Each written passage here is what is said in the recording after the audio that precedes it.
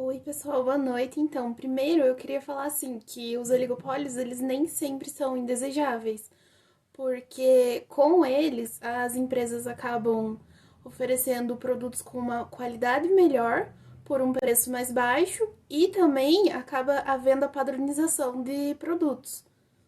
Mas assim, como nem tudo é mil maravilhas, né? Esse oligopólio, ele também acaba permitindo às empresas obterem um lucro muito maior. E assim, com isso também acabaria a competição entre as empresas, fazendo com que houvesse uma fixação de preço bem acima dos custos. Agora eu vou falar um pouco sobre a teoria dos jogos e a economia da cooperação. Os problemas enfrentados quando a cooperação ela é desejável, porém ela é difícil. Eu vou começar falando sobre a teoria dos jogos. Ela é basicamente o estudo do comportamento das pessoas em situação de estratégia.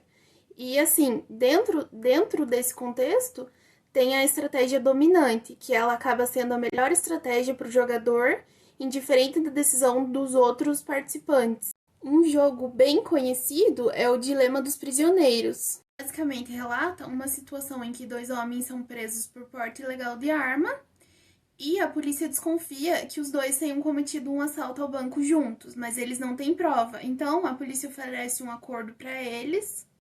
Então eu vou ler aqui o acordo para daí a gente entender melhor sobre o que se trata o Dilema dos Prisioneiros. Então ele diz assim: até este momento podemos prendê-lo por 1 ano. Entretanto, se você confessar o assalto a banco e acusar seu comparsa, nós lhe daremos imunidade e você ficará livre.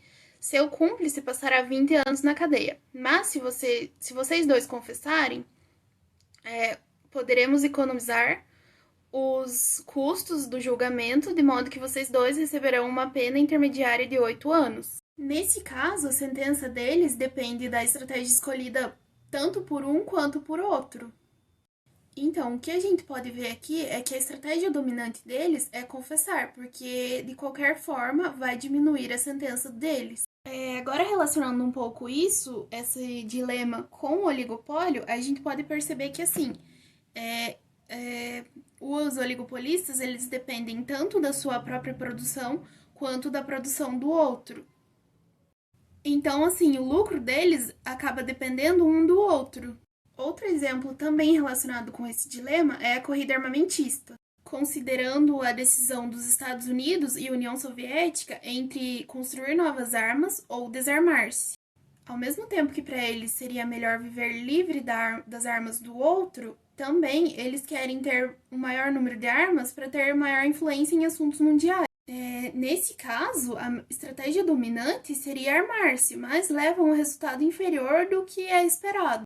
Durante a Guerra Fria, assim como os oligopolistas, os dois países tentaram formar um cartel. E, assim, para resolver o problema deles, eles fizeram um acordo com relação à produção de armas e a quantidade que seria permitida. E, da mesma forma que os oligopolistas, os dois países tiveram problemas em manter o acordo. O que a gente pode perceber é que tanto em um quanto em outro, a lógica do interesse próprio, ela acaba dificultando a cooperação. Então, era isso que eu tinha para falar e assim, qualquer dúvida que vocês tiverem, vocês podem me perguntar.